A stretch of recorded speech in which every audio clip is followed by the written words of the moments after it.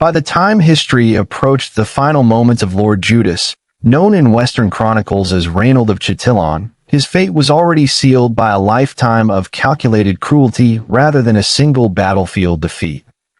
Unlike other Crusader lords who fought within the brutal norms of medieval warfare, Reynald distinguished himself through deliberate violations of sacred oath, relentless provocation, and acts designed to humiliate rather than conquer. He repeatedly attacked Muslim caravans traveling under formally agreed truces, slaughtered civilians, enslaved pilgrims, and seized wealth guaranteed safe passage by signed treaties. These actions were not born of desperation but of defiance. Reynald believed fear was a more effective weapon than diplomacy. His most shocking ambition, openly threatening to raid the holy cities of Mecca and Medina, went far beyond military strategy and crossed into sacrilege, turning him into a symbol of existential threat across the Muslim world.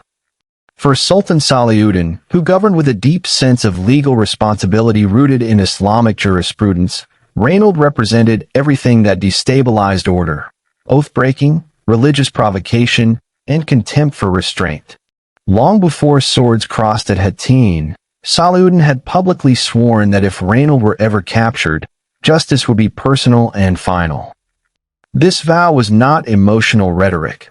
It was a legal and moral declaration that some crimes nullified the protections normally afforded to prisoners of war.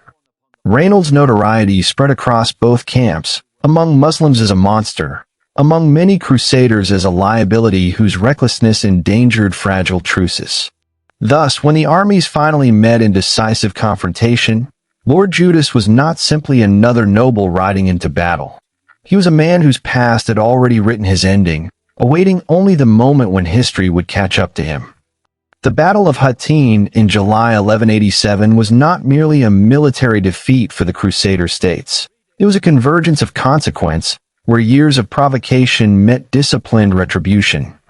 Reynald marched into this campaign believing, as he always had, that audacity would shield him from accountability. Yet Salahuddin's strategy transformed the terrain itself into a weapon, cutting off water supplies, exhausting the Crusader army under the summer sun, and forcing confrontation on unfavorable ground. As thirst, confusion, and smoke from burning brush overwhelmed the Crusaders, the arrogance that had sustained men like Reynald collapsed into desperation. When the Crusader lines finally broke, capture became inevitable. Reynald, once a terror of caravans and pilgrims, was taken alive alongside King Guy of Jerusalem and other nobles. This moment marked a profound reversal. The man who had thrived on violating captive safety now stood powerless under the authority of a ruler he had mocked for years. Importantly, Salahuddin ordered that Reynald be kept alive and brought before him rather than executed on the field, signaling that the end would not be chaotic revenge but deliberate judgment. The battlefield victory gave Salahuddin legal standing to address past crimes, transforming personal vow into lawful action. For Reynald, Hattin was not simply a lost battle. It was the collapse of every illusion he held about immunity, influence, and survival. The chains that bound him symbolized more than defeat. They represented the inescapable arrival of consequences delayed but never forgotten. As the prisoners were led away, witnesses understood that Reynald's story had reached its final act, one that would unfold not amid the chaos of combat but in the controlled presence of the very ruler he had spent years provoking. When the captured Crusader leaders were brought before Sultan Salahuddin, the contrast in treatment revealed a moral code that defined his rule. King Guy of Jerusalem, though defeated, was still a monarch who had fought within recognized norms of war. Salahuddin offered him water, an act heavy with symbolic meaning in Islamic tradition, signifying protection, hospitality, and mercy.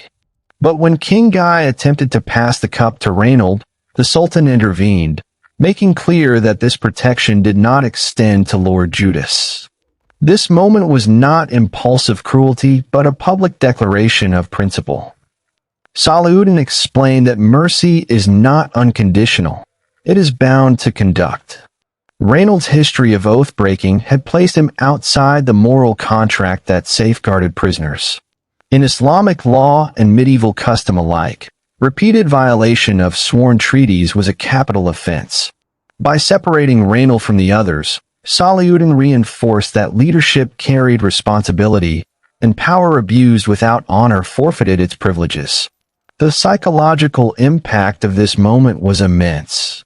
Reynald, who had once mocked Muslim leaders as weak and divided, now stood isolated, stripped of both authority and protection.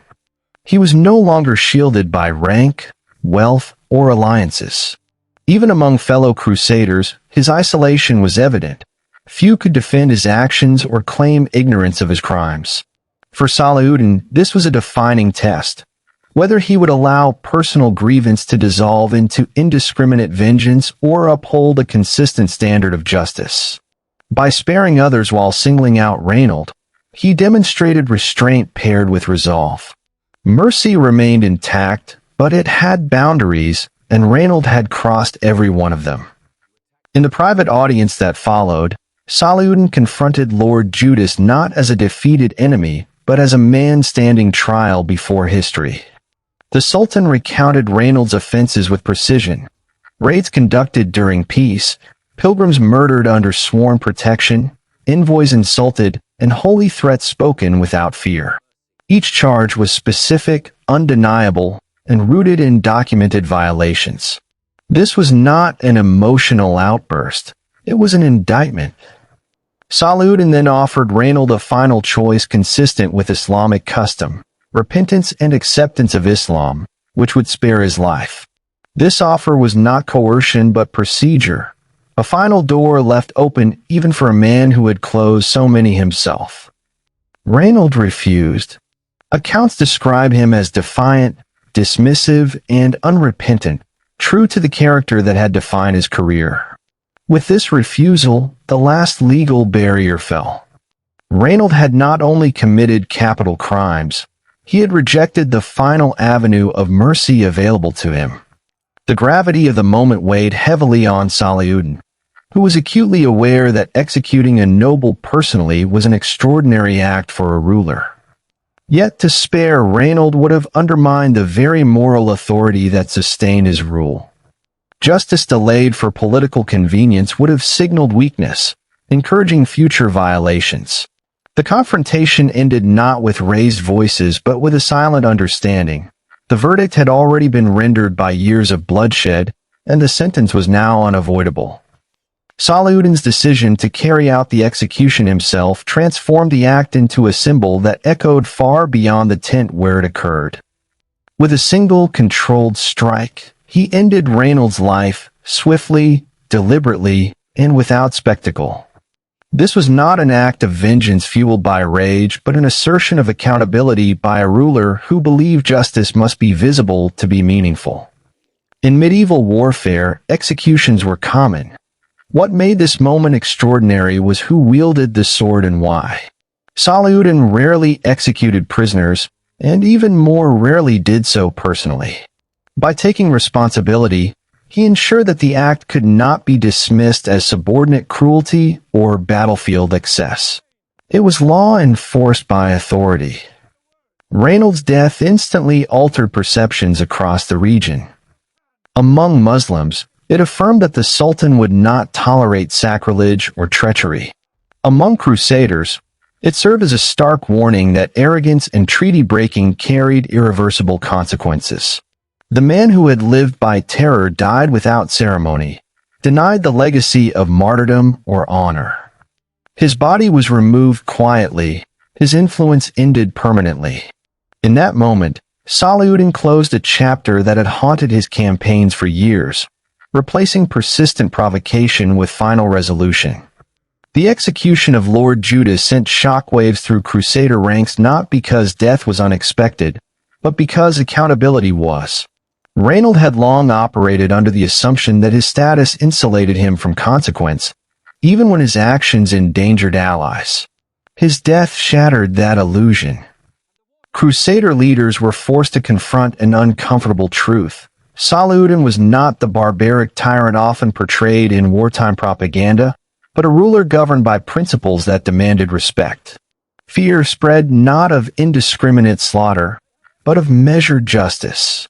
The removal of Reynald also exposed internal fractures within the Crusader states, as many quietly acknowledged that his recklessness had accelerated their downfall. In death, he became a lesson rather than a rallying symbol, a reminder that provocation without restraint invites ruin. Salahuddin's reputation, paradoxically, grew stronger among enemies precisely because he had shown restraint everywhere, except where restraint would have undermined justice. Reynald's end thus reshaped the moral landscape of the conflict. For Sultan Salahuddin, the execution marked a deeply personal turning point. Though justified, it was a burden he carried with solemn awareness. He was a ruler who preferred reconciliation over bloodshed, negotiation over annihilation. Yet leadership sometimes demanded actions that weighed heavily on conscience.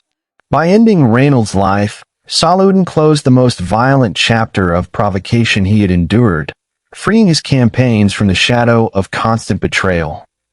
This moment clarified his identity, not merely as a conqueror, but as a guardian of moral order.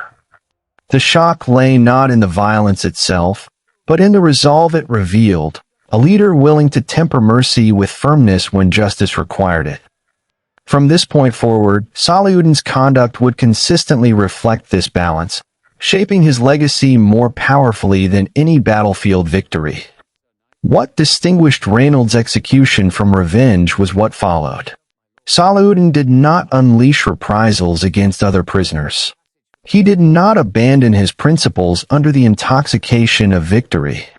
Instead, he reaffirmed mercy toward those who had fought honorably, reinforcing that Reynald's death was an exception rooted in conduct, not identity.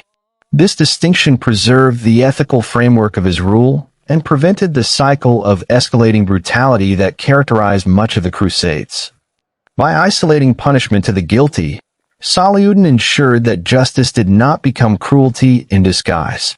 Reynald died alone in responsibility, not as a representative of his entire faith or army. 9. The contrast that defined a legacy. Later that same year, when Salahuddin captured Jerusalem, the memory of Reynald's execution sharpened the contrast in his behavior. Where Reynald had slaughtered civilians and mocked sacred vows, Salahuddin protected holy sites, allowed ransoms, and avoided mass bloodshed. The difference was deliberate.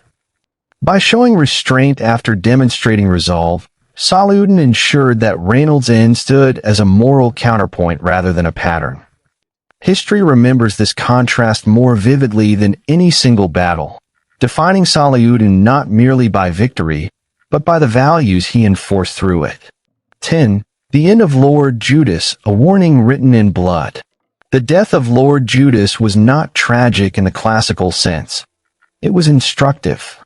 Reynald of Châtillon died as he lived, defiant, unrepentant, and isolated by his own choices. His end shocked the world not because a man was executed, but because justice arrived after years of delayed consequence. For Sultan Salahuddin, this moment crystallized the burden of leadership, the necessity of acting decisively without surrendering humanity. Reynald's life ended, but his death became a warning echoed across generations, that power without honor invites destruction, and that even in war, there are lines that, once crossed too often, cannot be uncrossed.